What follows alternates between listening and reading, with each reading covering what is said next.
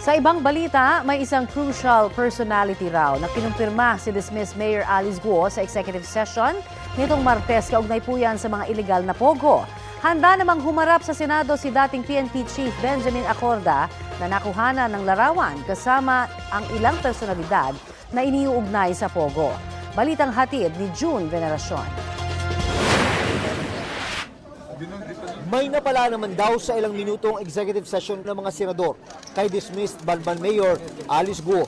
Hindi na sayang yung executive session na kami nakuha. But I am not at liberty to share with you. Hindi ko pa masyadong na-digest lahat. Pero if she is the least guilty, kung nag-lie siya before, meron siyang rason. Importante icebreaker to, no? Ang importante siguro mapalagay muna si Alice. Ako tingin ko may mga mastermind talaga sa likod, no? Yung ganito kalaking operation. Importante lang sabihin niya sana kung sino. Ang chairperson ng Committee on Women and Children na si Senadora Risa Ontiveros hindi masyadong satisfied. Pero there was one crucial personality confirmed by Guo Huaping. This corroborates a theory that the committee shared a month ago. dahil confidential ang ganyang sesyon, hindi na idinetalye ng senadora kung anong tsorya ito o kung sino ang personalidad ang kinumpirma. Magpapatuloy sa susunod na linggo ang executive session. Iimbitahan naman sa susunod na pagdinig sa Senado si dating PNP Chief Benjamin Acorda Jr. at iba pang PNP official. Kaugnay ng larawan nila kasama ang ilang personalidad na iniuugnay sa Pogo. We deem it important to give them a platform to respond in the interest of fairness. General Acorda gave us the assurance, members of the Council of Chiefs, na wala siyang ginagawang masama. At hindi siya yung Chief PNP na tinutukoy. Dahil nga, pinawalang bisa naman din ng source of information, di ba? Si General Villanueva. Wala pa raw natatanggap na imbitasyon mula sa Senado si Acorda, pero handa raw siyang humarap dito. Aminado siyang nasaktan sa lumutang na larawan. Talagang masakit because for 37 years I tried to keep my records clean, pero just for one picture or many pictures and with so many innuendos, nasira agad. Pero kasama na yan sa serbisyo. Git ni Acorda, hindi siya kailanman nasangkot sa operasyon ng iligal na Pogo at iba bang iligal na transaksyon.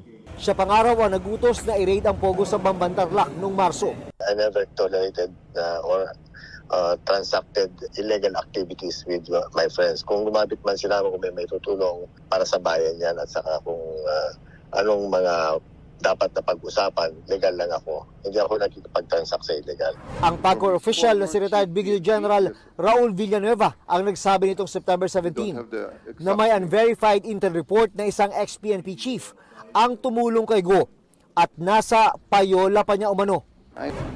Sa muli niyang pagharap sa Senado, humingi siya ng paumanhin sa mga dating PNP chief na naapektuhan ng kanyang sinabi. I can face anybody squarely, eye to eye, without flinching an eye. Masabi ko, malinis po tayo dyan kay Alice Guo, wala tayong pakialam dyan. Sa pagtakas niya, hindi rin ako tumatanggap ng pera sa kanya. Kasamang tumakaso ni Alice ang sinasabing kapatid niya na si Sheila na nasa kustodiya na ng National Bureau of Investigation. Ayon sa Bureau of Immigration, inilipat siya roon dahil sa security concerns. Nasa kustodiya naman ng Presidential Anti-Organized Crime Commission o PAOK si Tony Yang, kapatid ni dating Economic Advisor Michael Yang. Pinag-aaralan ng NBI at ng mga prosecutor na magsampa ng reklamong falsification and use of alias sa kanya.